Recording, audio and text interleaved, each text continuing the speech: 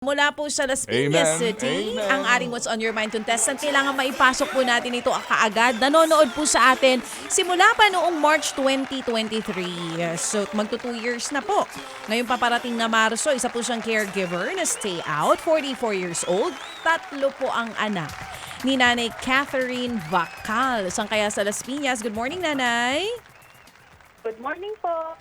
Good morning, Nanay. Kayo po ba ay saan mismo sa Las Piñas City nandoon ngayon? Sa Ilaya po, sa Barangay Ilaya po. At taga dyan din po kayo sa area na yan? Opo, pero nandito po ako ngayon sa Parañaque, nagtatrabaho po. O, kasi, Saan yung Ilaya? Tanungin mo muna. saan daw po itong Ilaya? Sa likod po ng Bamboo Organ Church. Ayun. So, dati kasi, ang tawag doon, Ilaya, pagtabindagat ka area. Opo. Ayun. Bamboo organ, alam mo yun. Sa Yan Las yung Piñas. old Las Piñas kung tawagin. Oo, sa church. Di ba? Ano po, ha? Oo, Nanay Catherine, ko dadaan ka ng Quirino Avenue. Tuloy-tuloy diretso yan sa Pote. Opo. Tama po. Diyan ho kayo pinanganak? Opo. Mismo sa Las Piñas. Opo. Inilipat lang po ng lugar kasi ginawang napukor na yung pwesto namin. Opo. 44 anyos kayo. So naabutan niyo po yung saraw dyan. Opo. Naabutan ko pa rin po yung asinan. Oh, O, pati yung asin. Ayan, naalala niya yung kwento mo. Eh kaya, kaedad mo siya eh. Eh, Matanda ka isang taon. 44 Okay, eh. sorry lahat po ng sinabi niyo, hindi ko po naabutan. Pero nakasakay naman ako ng Saraw Jeep, huwag kayong mag-alala. O, ito. Okay, Nanay sige. Catherine, 3 po ang anak niyo. Ano pong edad ng mga ito, Nanay? Yung bedridden ko po is 23 years old po. Tapos yung pangalawa po, si Althea, 16 years old. Tapos yung bunso ko po is 14 years old na lalaki. Ano pong nangyari dito po sa panganay niyong anak na 23 years old at bedridden? Bali ano po siya, since birth po, meron po siyang hydrocephalus. Ay, lumalaki yung ulo po, Nanay. Opo. Meron siyang may handicap po yung bata. Pag nasa trabaho po kayo, sino ang tumitingin sa kanya? Bali, ngayon po, malalaki na anak ko, kanya-kanya po kami ng, alimbawa ako po, bago po ako pumasok, ako yung magpapakain, tapos papalitan ng diaper. Tapos yung bunso ko po, ngayon tanghali, siya po yung magpapakain at magpapalit ng diaper. Tapos mamayang gabi, bago, yung ano naman po, yung 16 years old po, siya po yung magpapalit Katuwang ng mo na yung diaper. mga anak so, mo, no? toka-toka sila. Opo. Okay, sige. Si Mr. po ng trabaho? Yung asawa ko po talaga IT technician po. Pero nung nagka-pandemic po, so nabawasan po yung task nila, naging twice a week. So hindi kinakaya. Pero ngayon po, ngayong January po kakapasok na lang po as a company driver po. Company driver. O, sige. So, nandiyan ka ngayon sa Parañaque dahil doon sa trabaho mo sa pagbibigay ng pag-aalaga sa nakatatanda. Opo. Okay, sige. Ito muna ha. Ito muna tayo. Catherine, ano ang ating aral kahapon? Opo. Sa unang Thessalonica po, verses 4, talata 3 hanggang 4, sapagkat ang kalooban ng Diyos ay inyong kabanalan, na inyong iwasan ang pakikiapid. Ang bawat isa sa inyo ay dapat nakakaalam kung paano niya mapigil ang kanyang katawan para sa kabanalan at karangalan. Amen. Maliwanag yan kahapon ang ang explanation ni Brad Jeff. Ang ating premyo, Catherine, 2,000 piso. Alam mo na siguro yan, no? Kung ikay nakikinig sa amin ng halos 1 taon, saan mo balak gamitin?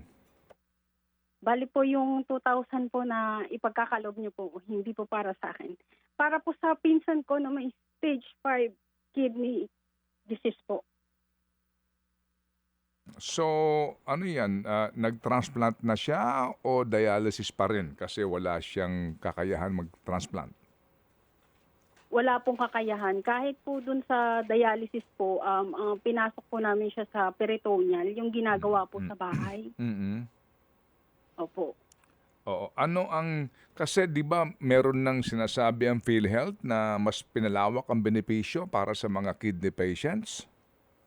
Opo, pero sa kadahilanan po na 5 years na po siyang balo, walang trabaho. So libre po talaga yung dialysis niya na ginagawa po sa bahay. Ang nagiging struggle po siya kung paano po maklaim yung gamot niya. Kailangan po kasi ng laboratory twice a month. Mhm. Tapos pupunta po siya ng NKTI para po kunin yung gamot niya. Yung gamot niya po sa isang box po is may 8 liters. Mhm. So bibigyan po siya ng NKTI ng 7 box. Mhm. Yun po yung problema, hindi niya po may uwi dahil sa bigat. Kasi kung magta-taxi po, Mhm. nasa 800 po yung pamasahe. Kaya Oo. sorry po kasi kagabi po hanggang alas 11 po naghahanap kami ng pamasahe. Kasi check-up niya po ngayon sa NKTI, wala siyang pamasahe. Kaya nakahanap naman po kami ng 500. Inutang po namin para makapunta siya ng NKTI ngayon. Itong pinsan nyo na ito, balo ka mo, babae ito? Opo, 5 years na po siyang Oo. balo. May mga anak siya? May anak po siya, pero ang kasama niya na lang po is yung 14 years old na dapat po nag-aaral Oh. ng grade 5. Pero hindi nag-aaral? Kasi po tumigil na po kasi last year po nung na-diagnose po siya na may stage 5 kidney disease, natanggal po siya sa trabaho. So pati po yung pang-araw-araw na pagkain talagang sobrang hirap lalo na po yung di sakit siya. Ilang taon na ito? Anong pangalan ng pinsan mo? Bali, Ruth Daigo po, 49 years old po. Taga saan siya? Nasa likod lang po ng bahay namin. Sa Las Piñas? Nandito rin po, opo, nasa Villa Coastal, Ilaya po. Okay, ganito. Itong pinsan mo na ito, wala na siyang chance para sa transplant? Anong sabi? Bali, isinali po namin po dun sa NKTI, yun sa tinatawag pong cadaver. Mm-mm. Ipipila po siya doon para po maging beneficiary. Pero Oo. sa ganun po, taon po. Oo, Wala po pong kasiguraduhan. kasi nga, pag wala kang donor, maghihintay ka, mahaba yung pila niyan. Ano? So kasama siya sa mga nakapila ngayon at panibagong hamon yun kung sakasakali. Anyway, sige. So, Catherine, ang premyo ka mo, hindi para sa inyo. Alam kong nahihirapan din kayo sa buhay, pero para sa iyong pinsan na nangangailangan. So, so nice of you, no?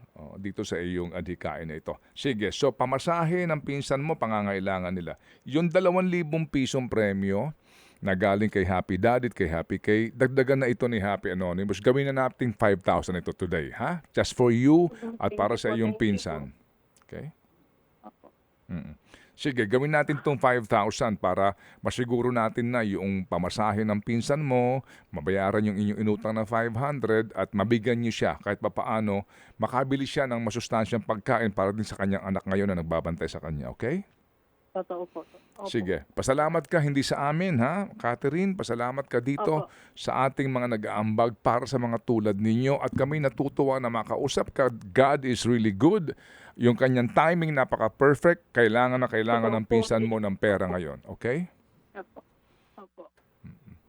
Sa mga sa mga Happy Anonymous po, sa mga nakikinig at nanonood po sa programa po ni Ted Pailon, sobrang po kami nagpapasalamat. Parang on time po talaga si Lord. Hindi po siya late. So, ang tagal ko na pong sumasali.